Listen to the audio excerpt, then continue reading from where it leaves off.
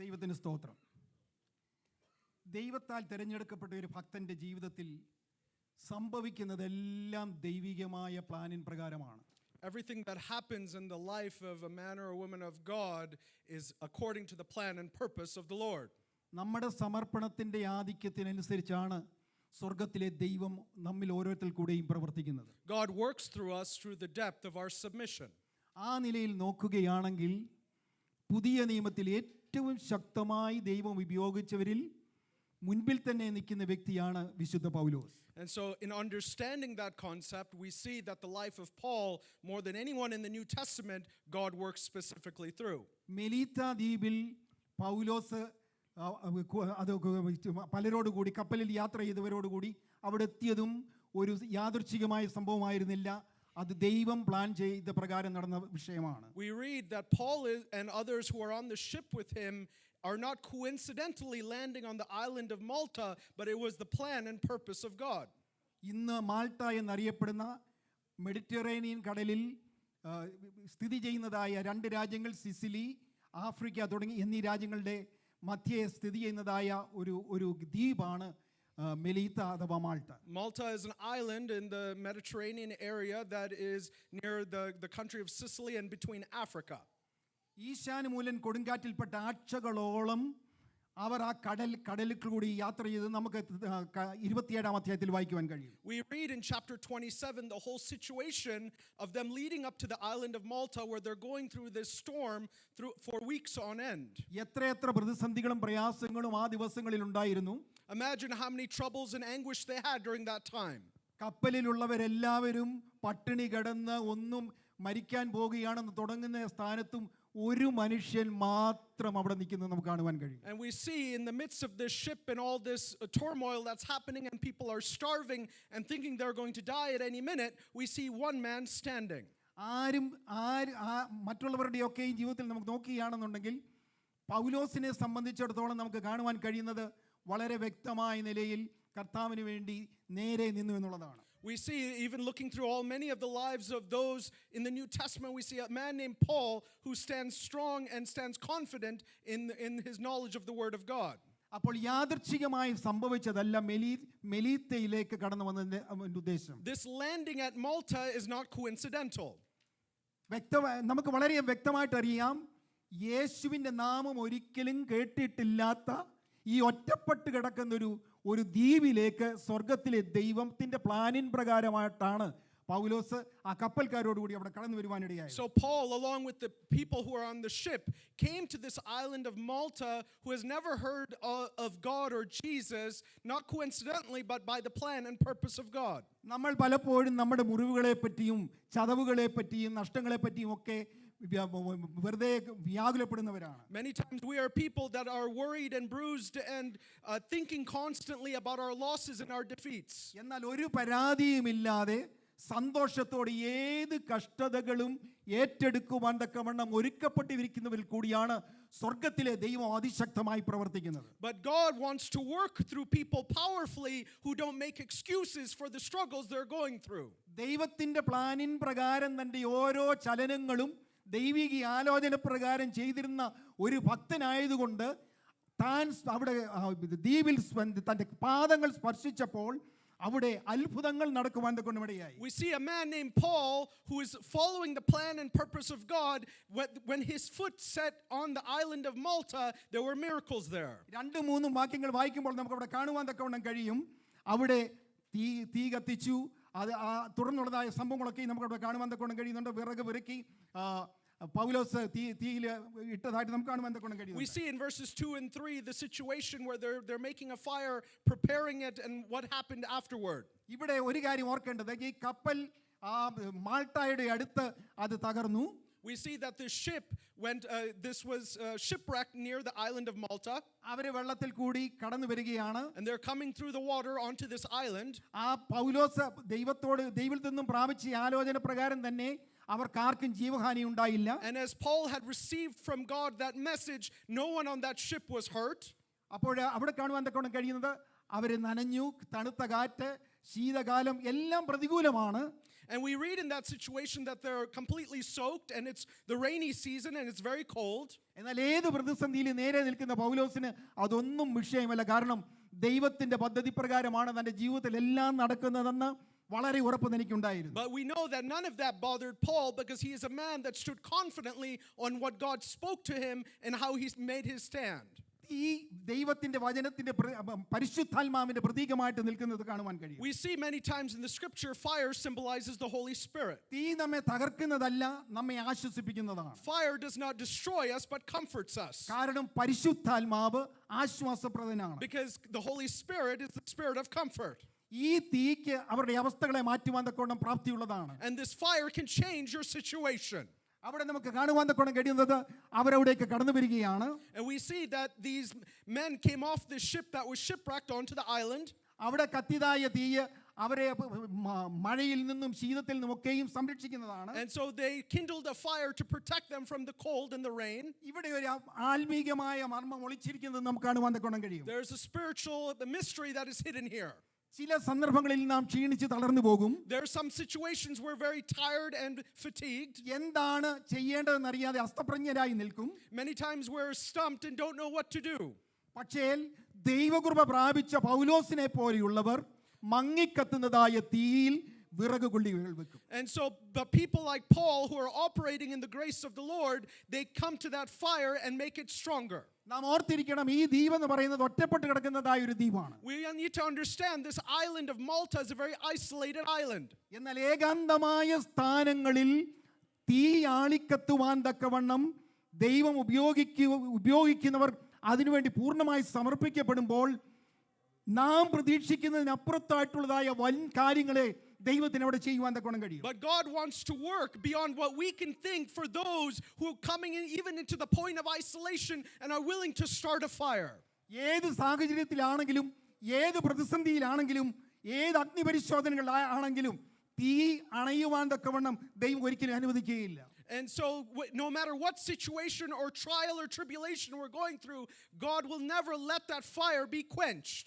ഉള്ളിൽ തീ കത്തുന്നതായ ഒരു വ്യക്തിക്ക്, അഭിഷേക തൈലം ശിരസിൽ പതിയപ്പെട്ടതായ ഒരു വ്യക്തിക്ക് തീ അണയുന്നതായിട്ടോ മങ്ങുന്നതായിട്ടോ തോന്നിയാൽ കയ്യും കെട്ടി നിൽക്കുവാൻ തക്കവണ്ണം കഴിയുകയില്ല. കാരണം അവനിൽ വ്യാപരിക്കുന്നത് ദൈവകൃപയുടെ അളവറ്റ വലുപ്പമാണ്. Anyone who has been anointed with the fire of heaven will not simply stand there when their fire it seems like it's being quenched. They cannot simply stand there because it is the power from on high that is on them. ഈ പരിശുദ്ധാത്മാവ് അഗ്നി ആരും കത്തിക്കേണ്ട ആവശ്യമില്ല.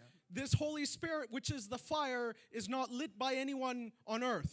മാളിക മുറിയിൽ ഒരുമിച്ച് കൂടിയിരുന്ന ഏകഹൃദയത്തോടെ ഒരുമിച്ച് കൂടിയിരുന്നവരുടെ മേൽ ഇറങ്ങിയതായ പരിശുദ്ധാത്മാവ് അഗ്നി അത് ആളിക്കത്തുവാൻ തക്കവണ്ണം സഹായിക്കും. അതുകൊണ്ട് ആരും അത് ആരംഭിക്കേണ്ട ആവശ്യമില്ല.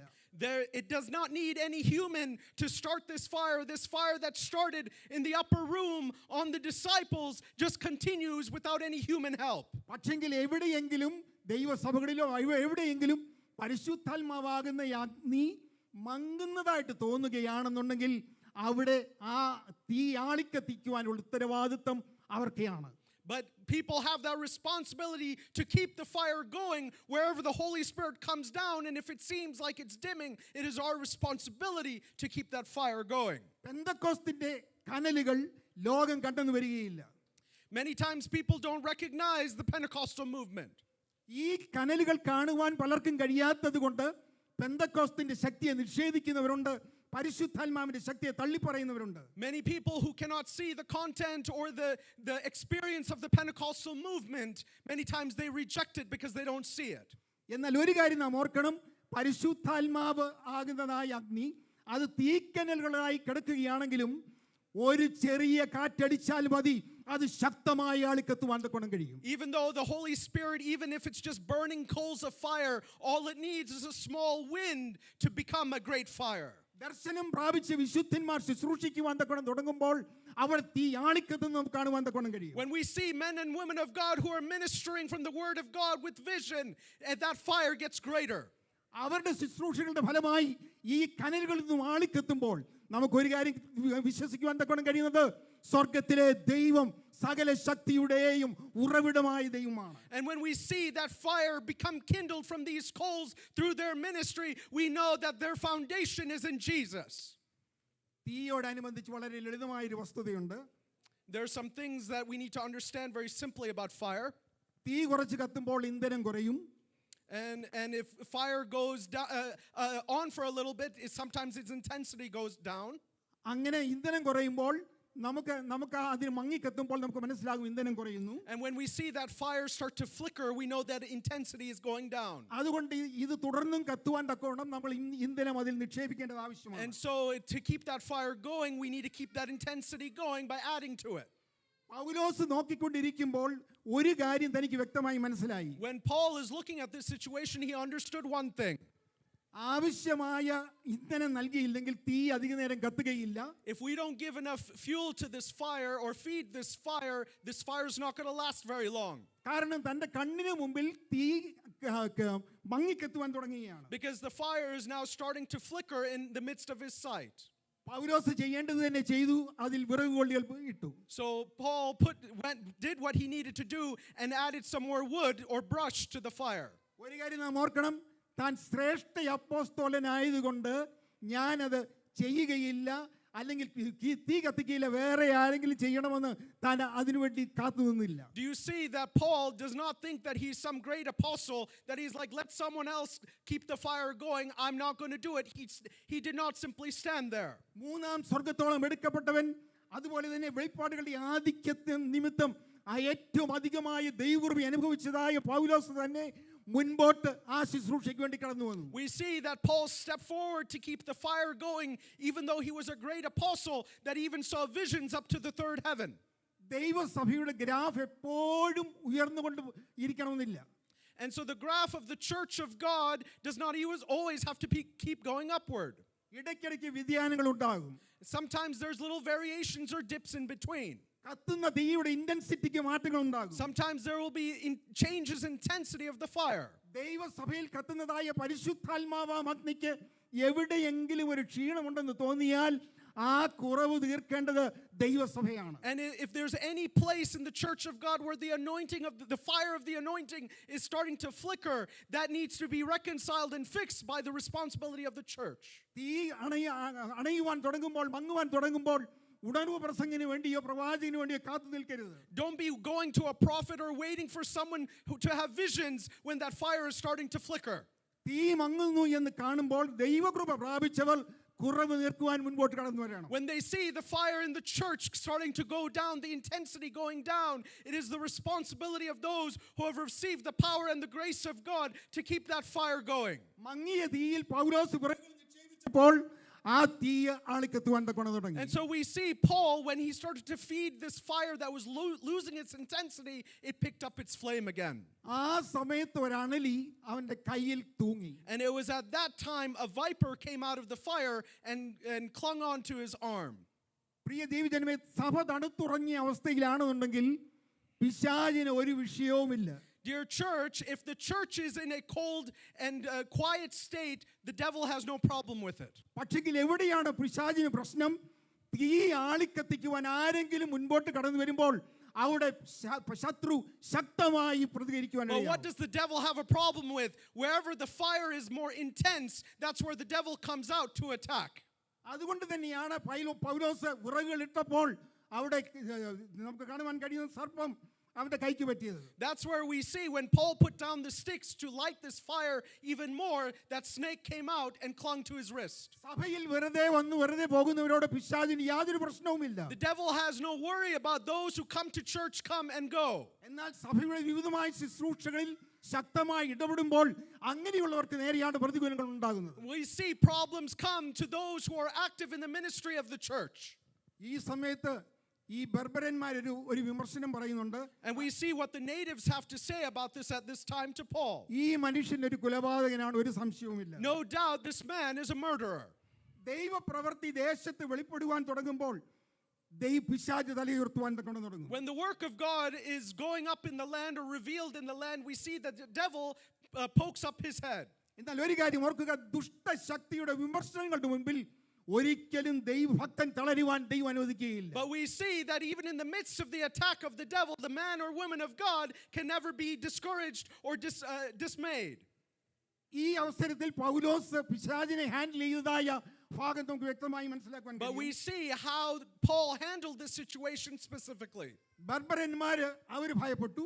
We see that the natives of this land were afraid. ഒരണലി കടിച്ചു കഴിഞ്ഞാൽ ഉടനെ മരണമെന്ന് അവർ ചിന്തിക്കുന്നവരാണ്. And they are people that believe as soon as a viper bites, it is immediate death. പക്ഷെങ്കിൽ പൗലോസിന് യാതൊരു ഭയം ഉണ്ടായില്ല. But we see Paul having no fear. സ്വയം സംരക്ഷിക്കുവാൻ അവനൊന്നും ചെയ്തില്ല. He didn't do anything to save himself. മാത്രമല്ല അവൻ വളരെ സംയമനത്തോടെ അതിനെ നേരിട്ടു. And you see, he handled the situation very calmly. എന്ത് ചെയ്യണമെന്ന് പൗലോസിന് വ്യക്തമായി അറിയാമായിരുന്നു. He knew exactly what to do. പിശാചിന്റെ ആക്രമണം ഉണ്ടാകുമ്പോൾ, പോരാട്ടം ഉണ്ടാകുമ്പോൾ ദൈവകൃപ പ്രാപിച്ചവനെ എന്ത് ചെയ്യണമെന്ന് പഠിപ്പിക്കേണ്ട ആവശ്യമില്ല. When the attack of the devil is on a man or a woman of God, you don't need to teach them what they need to do. പൗലോസ് ചെയ്തത് മറ്റൊന്നുമല്ല, അണലിയെ കുടഞ്ഞ് തീയിലേക്ക് ഇട്ടു. Paul simply shook off the creature into the fire. പ്രിയ ദൈവജനമേ, ശത്രു നമുക്കെതിരെ പോരാടുമ്പോൾ നമുക്കും ചെയ്യുവാനുള്ളത് ശത്രുവിനെ നേരെ ആ തീയിലേക്ക് ഇടുക എന്നുള്ളതാണ്. Dear children of God, when the devil is attacking us, all we need to do is put the devil right back into the fire. അതിന്റെ ഫലമായിട്ട് നമുക്കൊരു കാര്യം കാണുവാൻ തക്കോണം കഴിയും. And we see the fruit of that. അതിശക്തമായ ഒരു ഉണർവ് ആ ദേശത്തുണ്ടാകുവാനിടയായി. And we see that because of that, there was a great revival in that land. 3 മാസം നീണ്ടു നിന്നതായ ഉണർവ്. A revival that lasted 3 months. പരിശുദ്ധാത്മാവാം അഗ്നി അവിടെ ആളിക്കത്തുവാൻ തുടങ്ങി. We see the fire of the Holy Spirit pick up intensity in this island. ഒരു കാര്യം നാം ഓർക്കണം, ഈ അഗ്നി ആളിക്കത്തുവാൻ കൊണ്ട് തുടങ്ങിയാൽ ഉറപ്പാണ് അതിന്റെ പിൻപിൽ ശക്തമായ ഉണർവ് ദേശത്തുണ്ടാകും, സഭയിലുണ്ടാകും. Dear church, if this fire picks up, surely there will be a great revival in the church and in the land. ഇനിയും ശത്രു എത്ര ശക്തമായിട്ട് ഇടപെട്ടാലും ശത്രുവിനെ തകർക്കുവാൻ തക്കവണ്ണം കഴിയാത്ത നിലയിൽ അതായത് സ്വർഗത്തിലെ ദൈവം പ്രവർത്തിക്കുവാൻ തക്കവണ്ണം. We see that no matter how much the devil tries to work, the power of God stops it. ഈ തീ ആളിക്കത്തിയതിന് ശേഷമാണ് അവിടെ ഉണർവ് ആരംഭിക്കുന്നത്. We see that after this fire picked up in intensity is when revival came to the land. മെലീത്തയിലെ ഉണർവിന്റെ ഫലമായി കുലപാതകൻ എന്ന പൗലോസിനെ മുദ്ര കുത്തിയ ബർബരന്മാർ ക്രൂശിന്റെ സാക്ഷികളായി മാറുവാൻ തക്കവണ്ണം. Because of the miracle on this island of Malta, the natives who initially thought that Paul was a murderer heard the gospel of the cross. സുവിശേഷ വ്യാപ്തിക്കായി അത്ഭുതകരമായ നിലയിൽ ദ്വീപിൽ സ്വർഗത്തിലെ ദൈവം വാതിലുകൾ തുറക്കുവാൻ തക്കവണ്ണം. We see that God opened the doors of ministry and of the gospel of salvation in that island. ആ ഉണർവിന്റെ ചില ഭാഗങ്ങൾ നമ്മൾ ശ്രദ്ധിക്കുക. And let's read and understand those parts of that revival.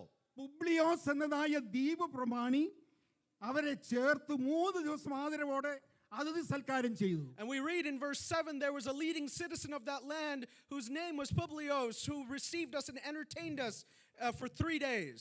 തീ ആളിക്കത്തിയതിനു ശേഷം സംഭവിച്ചതായ അസാധാരണമായ 3 കാര്യങ്ങളൊന്നാണ്. And that is one thing that happened out of the 3 unusual things, because that fire was kept going. തികച്ചും അപരിചിതരായ ഒരു വലിയ സമൂഹത്തെ 276 കപ്പൽ ജീവനക്കാരോടെ കടന്നു വന്നപ്പോൾ ഈ ദ്വീപ് പ്രമാണി അവരെ സന്തോഷത്തോടെ സ്വീകരിച്ചു. We see this leading citizen of this island receive all these men that were shipwrecked on this island. പുബ്ലിയോസിന്റെ രോഗിയായ അപ്പനു വേണ്ടി പൗലോസ് പ്രാർത്ഥിച്ചപ്പോൾ രോഗസൗഖ്യം പ്രാപിച്ചു. So when we see that Paul prayed for the father of this leading citizen Publius, that his father was healed. അതിനുശേഷം ദ്വീപിലുള്ളതായ അനേക രോഗികൾ കൊന്ന് അത്ഭുതകരമായ നിലയിൽ സൗഖ്യം പ്രാപിച്ചു. And we see many people from the island come and receive healing. ഈ പകൽക്കാലം ഉണർവിന്റെ ആ ഒരു വ്യക്തത നമുക്ക് അവിടെ മനസ്സിലാക്കുവാൻ കഴിയുന്നുണ്ട്. We see the specific nature of the revival that is happening here. ദൈവസഭകളിൽ അനേക കാര്യങ്ങൾ നടക്കുന്നുണ്ട്. എന്നാൽ അതിലൊക്കെ ഉപരിയായിട്ട് ഉണർവിന് വേണ്ടി ആഗ്രഹിക്കുന്ന എത്ര ജീവിതങ്ങൾ ഈ പകൽക്കാലം നമ്മുടെ മധ്യയിൽ. There are many things happening in the churches today, but how many people are truly praying for revival? ദൈവത്തിന്റെ പരിശുദ്ധാത്മാവാകുന്ന അഗ്നി തുടർന്നും ആളിക്കത്തുവാൻ തക്കവണ്ണം നമ്മെ തന്നെ ഒരു പ്രാവശ്യം കൂടെ ഈ പകൽക്കാലം ദൈവകരങ്ങളിലേക്ക് സമർപ്പിക്കാം. Let us submit ourselves that the fire of the Holy Spirit may grow in intensity in our lives again. തീ ആളിക്കത്തിയാൽ മാത്രം പോരാ, ദൈവസഭയിൽ നിന്ന് അനേക സ്ഥാനങ്ങളിലേക്ക് ഈ അഗ്നിജ്വാല ആളിപ്പിടിക്കുവാൻ തക്കോണം നമുക്ക് സമർപ്പിക്കാം. ദൈവമായ കർത്താവ് നമ്മെ സഹായിക്കും. Not only this fire has to be individual, but it has to spread from the church and affect the surrounding land. May God bless us with these words. Praise God. Amen.